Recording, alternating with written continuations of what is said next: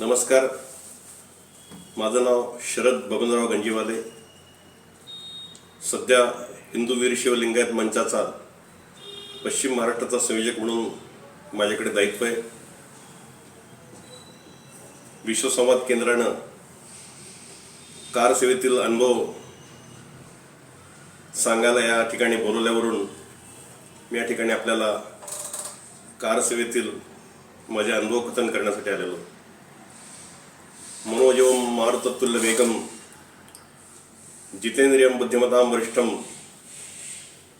वातात्मजम वाणिरुथ मुख्यम श्रीरामदूतम शरणम प्रपद्ये. 1992 साली माझ्याकडे पुणे महानगर बजरंग दल संयोजक अशा स्वरूपाचं दायित्व होतं. स्वाभाविकच त्या काळी जो राम जन्मभूमीचा जो संघर्ष चालू होता, त्या संघर्षामध्ये रामकृपेने काही महत्त्वपूर्ण भूमिका बजावण्याचा योग माझ्या आयुष्यात आला. खरोखरच मी स्वतःला धन्य समजतो. 1992 सालच्या कारसेवेसाठी म्हणून साधारण 6 दिवस आम्ही आधी पुण्यातून त्या कारसेवेला रवाना झालेलो होतो. त्या ठिकाणच्या असलेल्या काही व्यवस्थांच्यामुळे प्रांताकडून आम्हाला तुम्ही लवकर निघा असं सांगण्यात आलेलं होतं. कदाचित पुढच्या काळात रेल्वे प्रवासाला बंदी येऊ शकते, रेल्वे प्रवास कदाचित होणार नाही, त्याच्यावर बंदी आल्यानं आपल्याला त्या ठिकाणी इप्सिट स्थळी वेळेवर पोचता येणार नाही. त्यामुळे बहुसंख्य कारसेवकांनी लवकरात लवकर निघावं अशा स्वरूपाची ती यंत्रणा ठरलेली होती. 30 ऑक्टोबरला आम्ही अयोध्येकडे प्रस्थान ठेवलं आणि अयोध्येत पोचल्यानंतर साधारण 6 डिसेंबरपर्यंत रोज सकाळी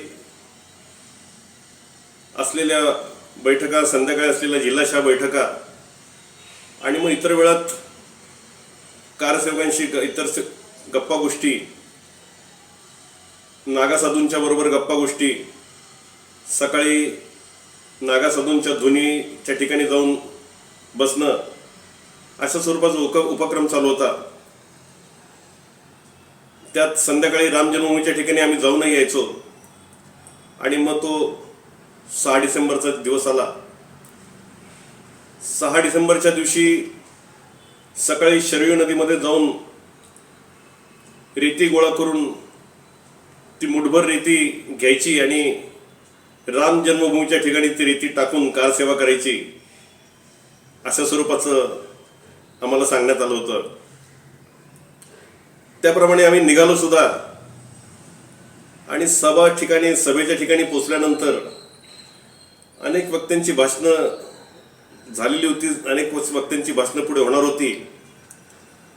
प्रमोद महाजनांचं भाषण चालू होतं. सकाळी 11:45 वाजताचा समय होता आणि आमच्या सगळ्यांची चुळबुळ काहीतरी चाललेली होती. आणि त्याचवेळी आमच्या मागे बसलेले काही जण उठले आणि वानर उड्या मारत त्यांनी त्या एका घुमटाच्या दिशेने प्रस्थान ठेवलं. स्वाभाविकच आम्हाला सुद्धा राहुल नाही. आम्ही सुद्धा तसंच त्यांच्या पद्धतीने घुमटावर गेलो. आणि मग मिळेल तो हात एकमेकाला वर खिचून घेत होता. मिळेल त्याच्या खांद्यावर पाय टाकून आम्ही वर जात होतो. आणि अशा प्रकारे वर जाऊन आम्ही येथेच त्या घुमटावर नाचलो. भगवे झेंडे आमच्या हातात होते. साक्षात कालिया मर्दनाच्या वेळी कृष्ण ज्याप्रमाणे नाचला असेल त्याचप्रमाणे आमच्या मनात भावना होती की या परकीय आक्रमणाच्या एका कलंकावर आपण नाचतोय. अर्धा तास साधारण गेल्यानंतर शेजारच्याही घुमटांवर काही कारसेवक चढले आणि हे कारसेवक चढलेले असताना जेव्हा आटोक्यात गर्दी येईना कारसेवक सगळे त्या तिन्ही घुमटांच्या दिशेनं जायला लागले, त्यावेळी त्या ठिकाणी असलेल्या विजयराजे शिंदेंनी एक शक्कल लढवली. त्यांचा उद्देश होता की गर्दी कमी व्हावी आणि काही पुढचं काही घडू नये. स्वाभाविकपणे विजयराजे शिंदेंनी माईक हातात घेतलं आणि त्यांनी सांगितलं की कारसेवको नीचे उतर जाओ, इधर बम लगाया है. आणि त्याचा परिणाम नेमका उलटा झाला. एखाद्या हौतात्म्याची झिंग चढल्याप्रमाणे सगळे कारसेवक जास्तीत जास्त प्रमाणात त्या घुमटाकडे आकृष्ट व्हायला लागले आणि शेवट विजयराजे शिंदेंनी स्वतःच्या हातातला माईक ठेवून दिला. प्रमोद महाजनांचं भाषण कधीच संपलेलं होतं आणि 3 जणांनी त्या ठिकाणी माईकचा ताबा घेतला होता. आचार्य धर्मेंद्रजी, साध्वी ऋतंबरा देवी आणि साध्वी उमा भारती. आणि आचार्य धर्मेंद्रने त्या ठिकाणी भजन सुरू केलं, जय सियाराम भाई जय सियाराम, आणि ले जाओ बाबर की हड्डियां घर को अशा स्वरूपात ते सांगायला लागले.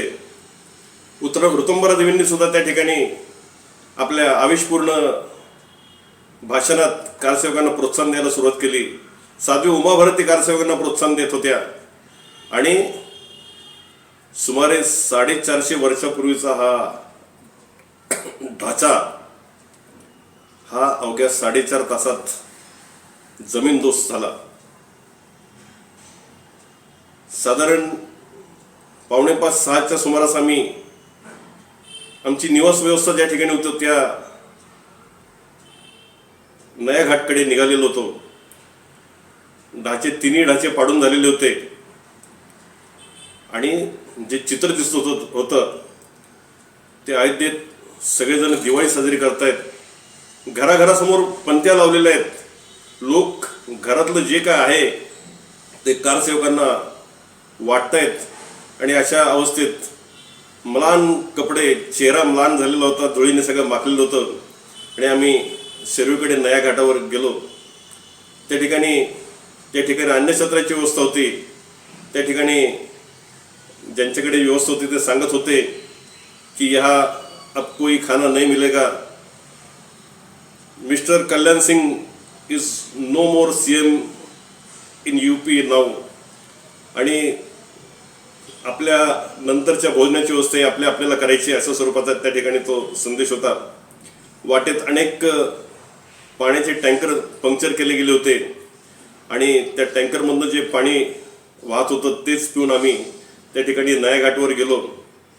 शेरव नदीमध्ये हातपाय धुतले, म्लान झालेला चेहरा धुतला आणि तशाच अवस्थेत रात्री झोपलेला असताना पहाटे ऋतंबरा देवी माईकवरनं पुन्हा माईक ताब्यात घेतलेलं होतं आणि ते माईकवरनं सांगत होते की अरे कारसेवको तुरंत वापस आओ, रामलला हिलाई जा रही है, मिलिट्री आ रही है, कारसेवको तुरंत आओ. आणि परत तशाच पहाटे 4 वाजता आम्ही सगळे उठलो आणि सगळे कारसेवक नया घाटपासून पळत अयोध्येच्या मंदिराकडे निघालो.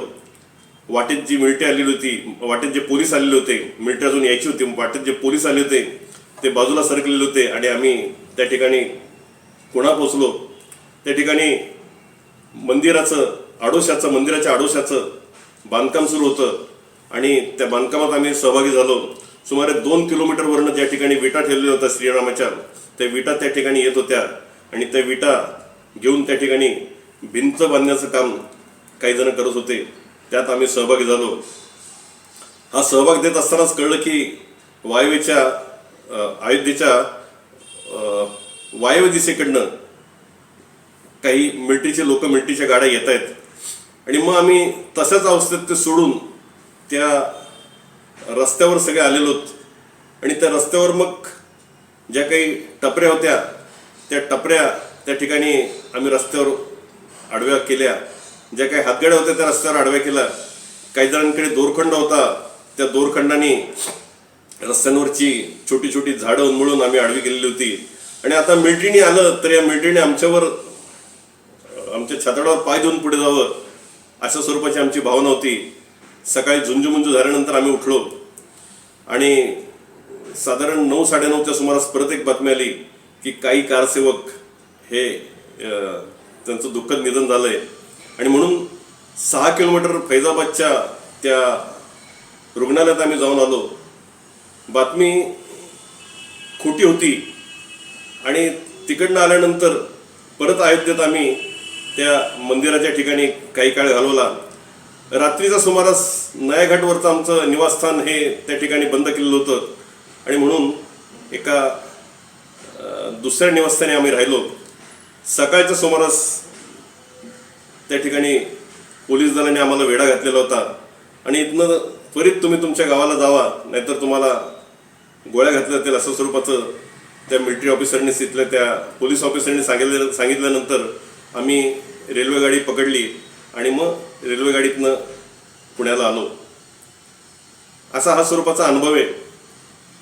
आज खरोखरच अयोध्येत राम मंदिर उभं राहण्याचा एक आनंद, मनस्वी आनंद याच्यातनं आम्हाला मिळतोय.